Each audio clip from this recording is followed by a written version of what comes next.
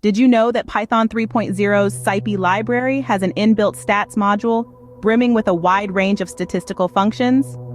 These functions cater to probability distributions and various statistical operations.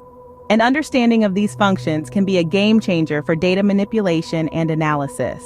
Starting with continuous distributions, we have the norm function for normal or Gaussian distribution. Then there's uniform for uniform distribution, expon for exponential distribution, gamma for gamma distribution, and beta for beta distribution.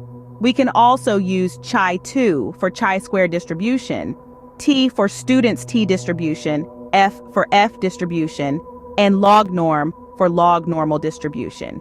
Switching gears to discrete distributions, we have binom for binomial distribution, Poisson for Poisson distribution, geom for geometric distribution, and hypergeom for hypergeometric distribution. Next, we have functions for statistical operations. The describe function computes descriptive statistics, while kurtosis and skew compute kurtosis and skewness, respectively. The mode function calculates the mode of a dataset, and moment computes the nth central moment of a dataset. The variation function computes the coefficient of variation, while Pearsoner calculates the Pearson correlation coefficient. For continuous random variables, we have rv_continuous as the base class and rv_histogram for generating a distribution given by a histogram. For discrete random variables, rv_discrete serves as the base class. Lastly, we have functions for statistical tests.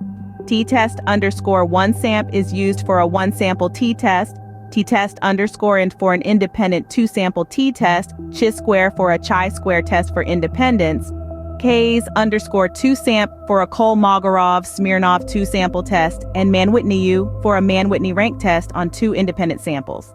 In conclusion, the stats module in the SciPy library is a comprehensive toolkit for statistical analysis and probability distributions. These functions make it easier to perform complex operations and analyses in Python. For more detailed information on each function and its usage, you can refer to the official SciPy documentation. Now, you're equipped with knowledge of these inbuilt functions, ready to tackle any statistical challenge in your Python journey.